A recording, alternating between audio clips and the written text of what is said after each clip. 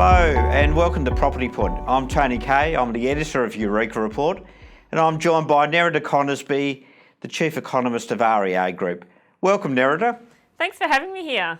Nerida, I thought for our first Property Point we'd take a bit of a look backwards to last year and the capital city performances in 2016.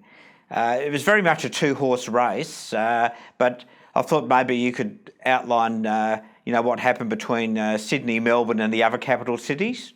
Yeah, look, without a doubt, it was a two-horse race. We had Melbourne and Sydney experiencing very strong price growth, so well in excess of 10%, particularly Sydney. Sydney was the strongest, but much more mixed performance elsewhere. So at the other end of the scale, we really had Perth continuing to see declines. So, Brisbane and Adelaide kind of in between there, but very much a Sydney and Melbourne story in 2016. Yeah, very much so. And that was in the housing market. In the apartments market, it was a little bit different. I think Sydney showed particularly strong growth while the other markets not so.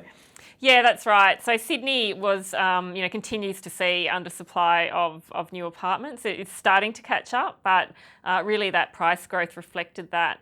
If we have a look at Melbourne and Brisbane, a lot of concerns about oversupply during the year, and that really led to stable growth across those capital cities. But when we started to look in the CBDs and the inner areas, we started to actually see declines in prices. So, that high level of development really started to take a cut on capital growth. 2016, really, in terms of an asset class, property was far the best, analysed against other asset classes, which is great. And we've seen this week that housing finance data came out from the ABS. What were the main things that came out of that, Nerida? Well, it was November data, and we continue to see growth in housing finance for both investors and owner-occupiers. And it's not really surprising. I think, we on our REA property demand index, we actually saw peak demand in October and November last year. So that high growth in housing finance was consistent with that. We're going to be watching December figures very closely. We actually saw a drop-off in demand on our site. So that's not unusual in December. We do typically see a little bit less demand, but what was a little bit different this year was that we saw a lot of banks start to increase rates independently of the Reserve Bank. So, they've taken the view well, not taken the view, but obviously their costs of funding have increased. They're passing them on to people wanting to borrow for housing. And we think that put a little bit of a dampener on demand from people wanting to buy. Yeah, that's right. The banks have moved independently. The RBA and National Australia Bank, I think, has been the last cab off the rank, increasing its fixed rate loans. So it'll be interesting to see, but it doesn't seem to be dampening demand from the investment sector. Look, no, it has a little bit, and I think this is why it'll be interesting to see what happens this year. I mean, obviously January is a fairly slow market for property, but February will be the month to watch. So, depending on what happens, I think there will be, obviously the Reserve Bank may even cut rates this year. If we have a look at what's happening with GDP, with inflation, with concerns about the capacity in the employment market, on that side, it looks like cuts or it looks like stability. But on the other side, when we're looking at the banks and what they're charging to customers, particularly for housing, it looks like that they will potentially continue to increase. So, it does depend a lot this year on what the banks do. And it's quite different to last year where as soon as we saw the Reserve Bank cut, not all of those cuts were passed straight to consumers, but a fair proportion were passed on.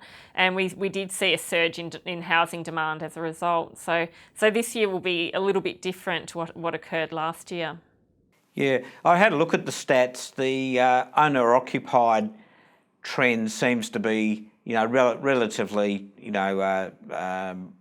flat. First home buyers still quite low, and obviously that's reflecting the cost of getting into the market. Yeah, I mean, it's actually interesting. First home buyers are, obviously affordability is a big factor for them. And if you have a look in a market, particularly like Sydney, which is very unaffordable, we do see far less first home buyer activity. What is interesting though is that we're also seeing far less first home buyer activity in Perth, and Perth is becoming obviously far more affordable with those price declines. But what we think is happening there is that a lot of people are really hesitant to buy, partly because of unknowns around the employment market.